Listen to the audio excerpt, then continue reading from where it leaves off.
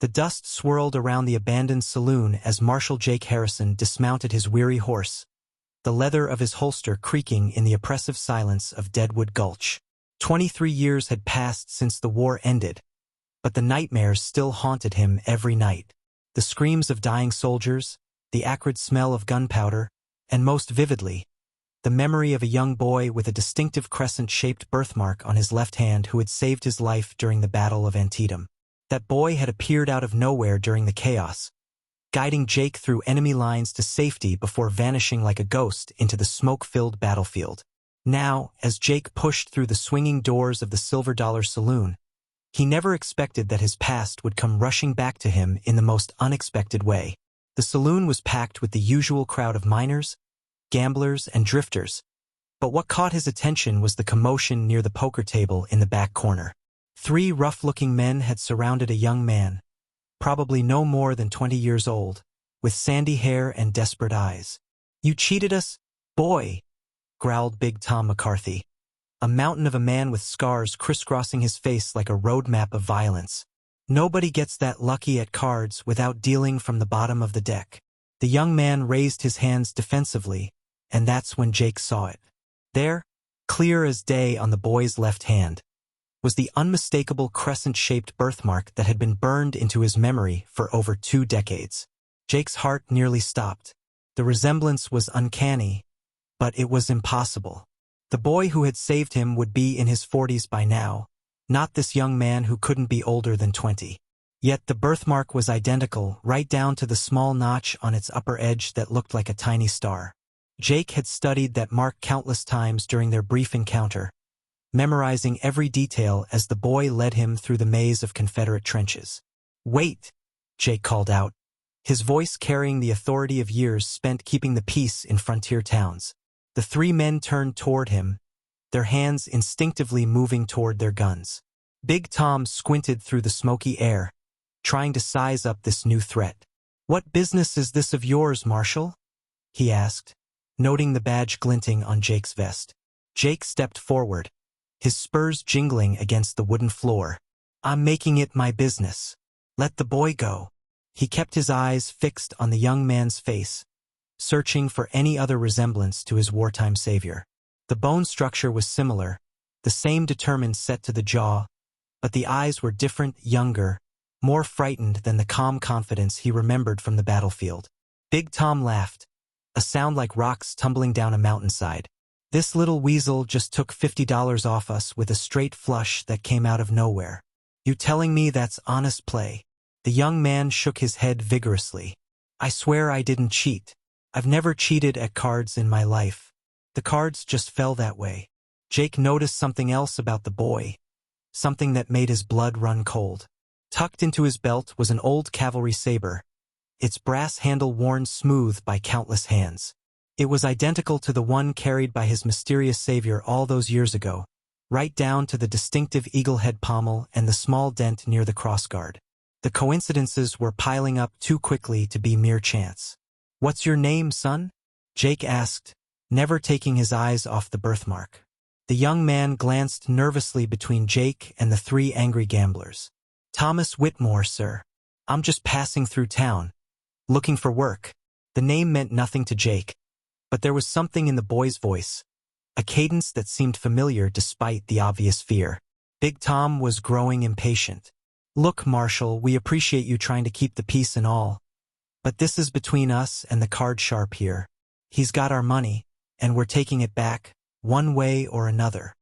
His companions nodded in agreement, their hands now resting openly on their gun butts. Jake made a split-second decision that would change everything. "The boy's under my protection now. You've got a problem with that, you can take it up with Judge Morrison in the morning." The tension in the room ratcheted up another notch as more patrons began to notice the confrontation. Several men quietly moved away from the potential line of fire, while others leaned forward with morbid curiosity. Thomas looked at Jake with confusion and gratitude. "Marshal, I appreciate your help, but I can handle this myself." There was pride in his voice, the same stubborn independence Jake remembered from his savior. But there was also something else, a flicker of recognition that passed across the boy's features so quickly that Jake almost missed it. Big Tom's patience finally snapped. Enough of this. He reached for his gun, but Jake was faster. His Colt .45 was out of its holster and aimed at Big Tom's chest before the bigger man could clear leather. "I wouldn't," Jake said quietly. "I've killed 7 men in fair fights, and I'd rather not make it 8 today." The standoff lasted for what felt like an eternity but was probably only seconds. Finally, Big Tom slowly raised his hands. "This ain't over, Marshal. Not by a long shot." He jerked his head toward his companions. "Come on, boys. We'll settle this another time." The 3 men backed toward the door, never taking their eyes off Jake's gun.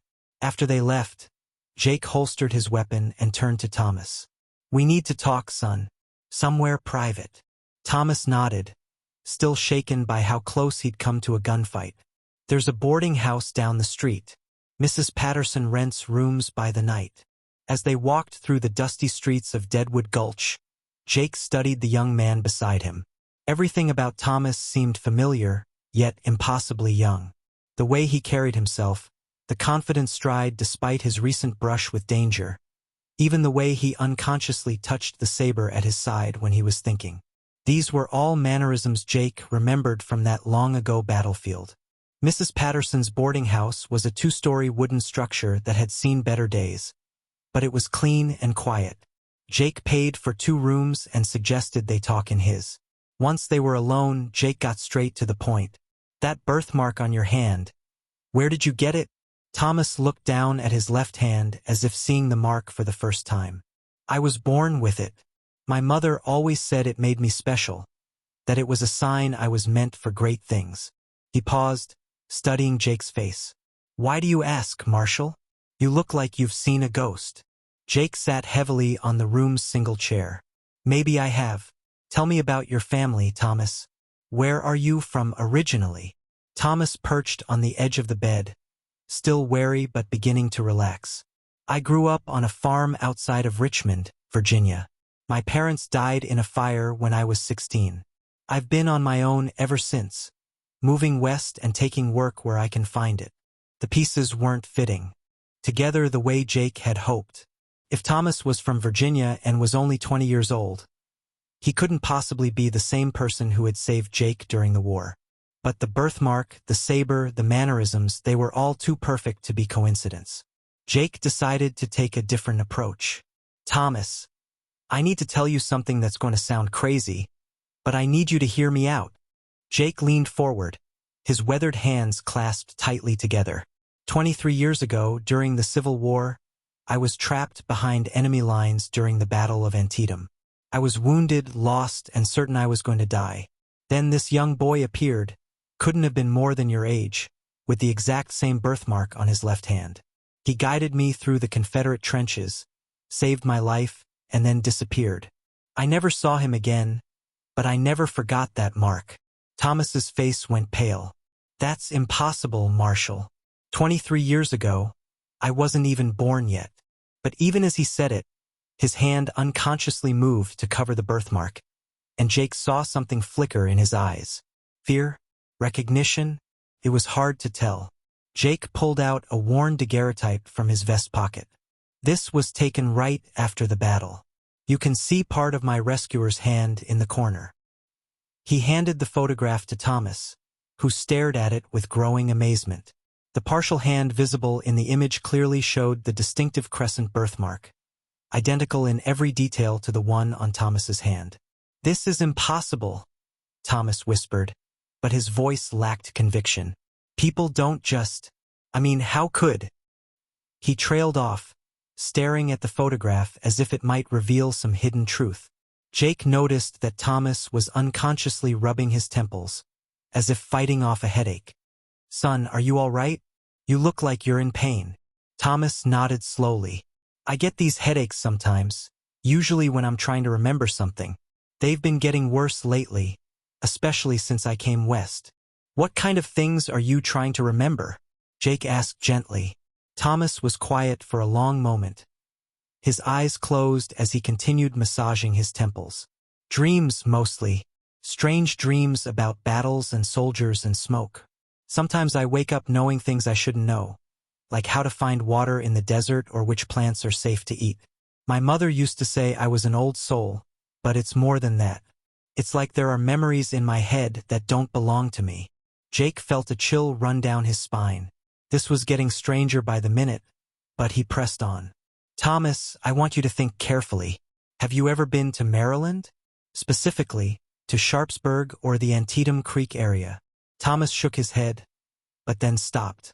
I don't think so, but sometimes when I hear those names I get flashes of something. Images of a stone bridge and men in blue uniforms falling into the water. The description was eerily accurate. The Battle of Antietam had indeed centered around a stone bridge over Antietam Creek, and Jake had watched countless Union soldiers fall trying to cross it. Thomas, you just described Burnside's Bridge, where some of the heaviest fighting took place. How could you know about that if you've never been there? Thomas stood up abruptly and began pacing the small room. I don't know, Marshall. I don't know how I know half the things I know. Sometimes I'll be in a card game, and I'll know exactly what cards are coming before they're dealt. Not because I'm cheating, but because I've seen it all before, like I'm remembering something that already happened. Jake watched the young man pace, noting the military precision in his movements, the way he automatically checked the room's exits and potential defensive positions. These weren't the behaviors of a simple farm boy, but of someone with extensive combat experience. Thomas, I need to ask you something, and I want you to think before you answer. Do you remember anything about a wounded Union officer? Someone you might have helped during a battle? Thomas stopped pacing and turned to face Jake. For a moment, his eyes seemed older, wiser, carrying the weight of experiences far beyond his apparent 20 years. There was a marshal, he said slowly, as if the words were being pulled from some deep, hidden place. He was bleeding from a shoulder wound, lost in the maze of trenches. He had kind eyes even though he was scared. I remember thinking he was too good a man to die in that hellish place. Jake's breath caught in his throat. Thomas had just described not only the circumstances of their meeting but details that no one else could have known. The shoulder wound wasn't visible in the photograph, and Jake had never told anyone about it. How do you know about the shoulder wound, son? Thomas looked confused, as if he'd surprised himself with the revelation. I don't know. I just saw it like a flash of memory. You were bleeding through your uniform jacket, trying to hold the wound closed with your right hand while you crawled through the mud. The description was absolutely accurate, down to the smallest detail. Jake stood up, his mind reeling with possibilities that defied logic and reason. Thomas, I think we need to consider the possibility that something very strange is happening here. Something that can't be explained by normal means. Thomas nodded, though he looked scared by the implications. Marshall, I've been having these experiences my whole life. My mother thought I was just imaginative, but it's more than that. Sometimes I know things about people just by looking at them, like their secrets or their fears. Can you read me? Jake asked, curious despite his growing unease. Thomas studied Jake's face for a moment, his expression growing sad.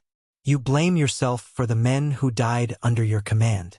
You carry their names in your pocket, written on a piece of paper that's been folded and unfolded so many times it's about to fall apart. You became a marshal because you thought keeping peace in frontier towns might balance out all the death you witnessed in the war. Jake was stunned. Thomas had described his most private guilt, something he'd never shared with another living soul. He did indeed carry a list of his fallen soldiers, and his decision to become a lawman had been driven by exactly the motivations Thomas described. That's impossible. How could you know that? Thomas sat back down on the bed, looking exhausted. I don't know, Marshall. I've never understood it. But sometimes when I touch someone or something. Jake watched in horrified fascination as Thomas continued reciting the names and circumstances of death for every soldier on the list, providing details that even Jake didn't know. How had Private Chun died speaking his mother's name? Jake had found the body after the battle but hadn't witnessed the actual death. Corporal James Whitmore, Thomas continued, and Jake's blood turned to ice. Shot by a Confederate sniper while scouting enemy positions. He survived long enough to give his personal effects to a young boy with a crescent birthmark, asking the boy to find his infant son and tell him his father died with honor. Thomas suddenly released the paper and collapsed backward onto the bed, unconscious. Jake caught him before he could fall to the floor, his mind racing with the implications of what he'd just heard. James Whitmore. Thomas's last name was Whitmore. Could it be possible that Thomas was the son of one of Jake's fallen soldiers? Jake gently shook Thomas awake. The young man's eyes fluttered open, unfocused and confused. What happened? I feel like I've been asleep for days. Jake helped him sit up, his hands shaking slightly. Thomas, you just told me about every soldier on that list, including details I didn't know myself. And you mentioned a Corporal James Whitmore. Was that your father? Thomas nodded slowly, still groggy from whatever had just happened to him. Yes, but how did you know? I never told you his name. Jake sat down beside him on the bed. Because James Whitmore was one of my soldiers. He died at Antietam, but according to what you just told me, he survived long enough to give his personal effects to a boy with a birthmark like yours. Thomas looked down at his left hand, the crescent birthmark seeming to pulse in the lamplight. Marshall, I think I'm starting to understand something. The boy you remember from the battlefield, the one who saved your life, he wasn't a soldier. He was a guide, someone who helped lost souls find their way to safety or to peace. Jake felt a chill of recognition. You're suggesting that this boy, this entity or whatever he was, had some kind of supernatural purpose? Thomas nodded. I think the boy you met was a guardian spirit, someone who appears during times of great trauma to help the living. And I think, he paused, struggling with the implications, I think I might be connected to him somehow. Maybe I inherited his abilities, or maybe he's been guiding me my whole life. The room fell silent as both men contemplated the extraordinary circumstances that had brought them together. Finally, Jake spoke. If that's true, then why are you here now? Why did we meet again after all these years? Thomas rubbed his temples again, fighting off another headache. I don't know, but I think it has something to do with unfinished business. The dreams I've been having, they're getting more specific. They're all about this town, about something that's going to happen here. What kind of something? Jake asked, though he wasn't sure he wanted to know the answer. Thomas closed his eyes, concentrating. Violence. A lot of people are going to die unless someone stops it. There's a man coming to town, someone with a grudge against you personally. He's bringing men with him, professional killers. Jake's blood ran cold. In his years as a marshal, he'd made plenty of enemies, but he thought he'd left most of them behind in other towns. Do you know who it is? Thomas shook his head. Not yet, but I think the visions will become clearer as the time gets closer. Marshal, I think the reason we met again is because you're going to need help, and somehow I'm connected to the force that saved you before. Jake stood up and walked to the room's single window, looking out at the darkening street below. Thomas, what you're suggesting is that you have some kind of supernatural protection or guidance. But you're still human, still mortal. If professional killers are coming, having mystical visions won't stop bullets. Thomas joined him at the window. Maybe not, but the boy who saved you wasn't armed either. Yet he managed to guide you through an entire army of enemies. Sometimes the most powerful weapons aren't the ones you can hold in your hands. Jake had to admit there was logic to that.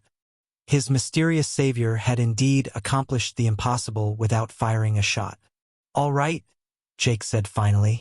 Let's say I believe everything you've told me, and that somehow you're connected to the entity that saved my life. What do we do now? Thomas was quiet for a moment, then turned to face Jake with a determined expression. We wait for the visions to become clearer, and then we prepare. But Marshall, there's something else you need to know. I don't think I'm the only one with these abilities. I think there are others like me, people who carry the memories and skills of those who died violently or with unfinished business. The implications of this statement were staggering. If Thomas was right, there could be an entire hidden community of individuals carrying the experiences and knowledge of the dead. How do you know this? Jake asked. Thomas touched the saber at his side. This blade has been carried by 7 different men, all of them soldiers who died in battle. Sometimes when I hold it, I can access their memories, their fighting skills. It's how I knew to guide you through the trenches all those years ago, even though I'd never been in a battle before." Jake stared at the weapon with new understanding. "You're saying that saber contains the combat experience of 7 dead soldiers?" Thomas nodded. "And I think that's why I'm so good at cards. One of the previous owners was a professional gambler who was shot in a saloon in Denver. His knowledge of probability and reading people comes through when I need it." "This is incredible," Jake said, though he was beginning to accept the impossible truth of their situation. "If you can access the skills and memories of the dead, then you might actually be able to help when these killers arrive." Thomas looked out the window at the quiet street below. "I hope so, Marshall, because something tells me we're going to need all the help we can get." As if summoned by their conversation, a rider appeared at the far end of the street.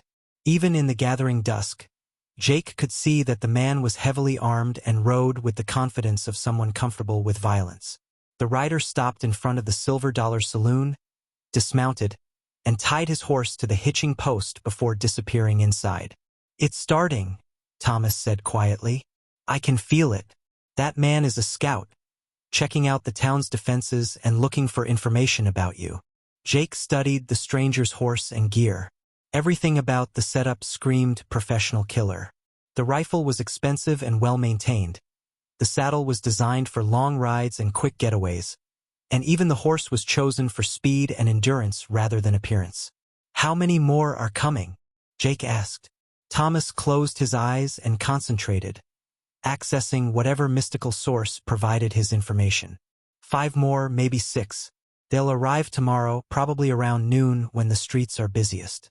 They want witnesses to see what happens to lawmen who cross their boss. Jake felt the familiar weight of impending violence settling over him like a heavy coat. "Any idea who their boss is?" Thomas opened his eyes, and for a moment they seemed to hold depths that were far older than his apparent 20 years. "Someone from your past in Kansas. A man you sent to prison who recently got out and wants revenge.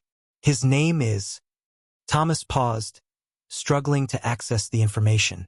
"Clayton Marsh." The name hit Jake like a physical blow. Clayton Marsh had been a cattle rustler and murderer who'd terrorized 3 counties in Kansas before Jake finally tracked him down. The trial had been a sensation, with Marsh swearing vengeance against Jake and everyone who'd helped convict him.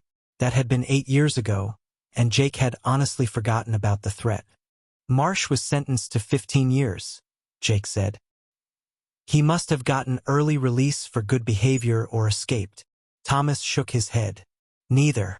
He served his full sentence, but he spent every day of those 8 years planning his revenge. He's not just coming for you, Marshall. He's coming for everyone in this town, because he wants you to watch innocent people die before he kills you." Jake felt sick. Deadwood Gulch was full of decent people, families with children, elderly folks who'd never hurt anyone in their lives. The idea of them being caught in the crossfire of Marsh's revenge was unbearable. "We have to warn people, get them to safety." "That might be exactly what Marsh wants," Thomas said thoughtfully. "If the town empties out, he'll know we're expecting him, and he might change his plans. But if we keep everyone here, they're in danger. It's an impossible choice." Jake ran his hands through his graying hair. "There has to be another way. Some strategy that protects the innocent while still allowing us to deal with Marsh and his men." Thomas walked away from the window and sat back down on the bed. "There might be, but it would require trusting in abilities that even I don't fully understand yet." "What do you mean?" Jake asked, though he suspected he already knew the answer. Thomas looked at his left hand, studying the birthmark that had started this entire chain of events. "The boy who saved you didn't just guide you through enemy lines. According to the memories I can access, he also had the ability to influence events, to nudge probability in favor of the righteous. Small things, mostly. A gun jamming at the crucial moment, a horse stumbling and throwing its rider, an enemy soldier looking in the wrong direction at the exact right time." Jake considered this possibility.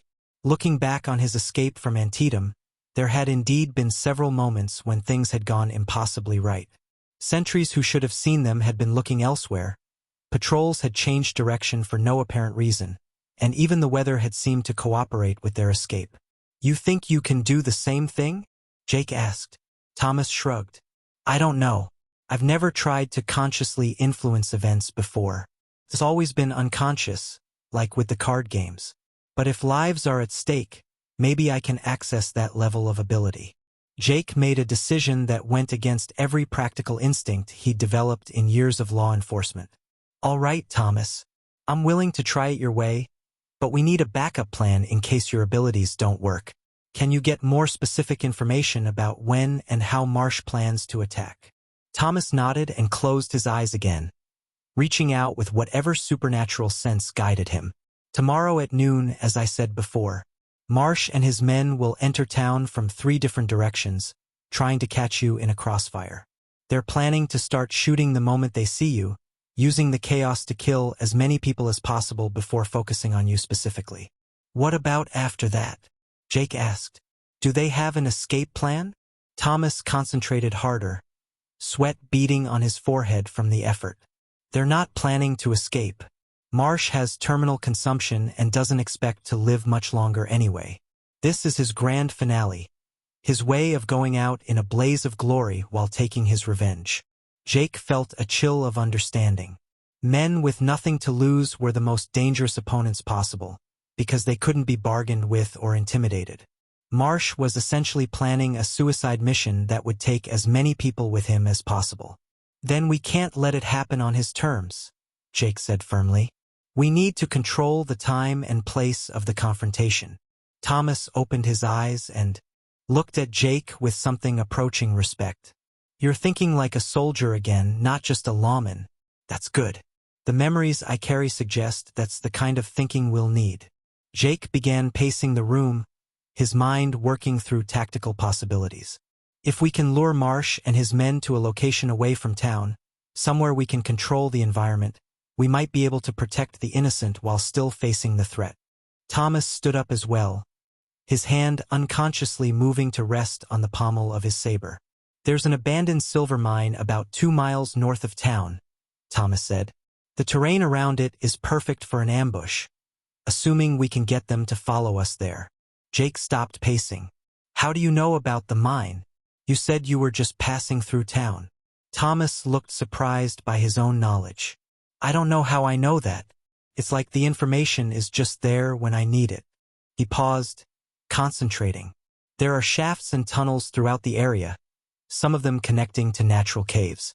A person who knew the layout could move around underground while enemies on the surface would be exposed and confused." Jake felt a spark of hope. "If you really do have access to the memories and skills of dead soldiers, then you might know tactical information that could save lives." Thomas nodded slowly. "I think that's exactly what's supposed to happen.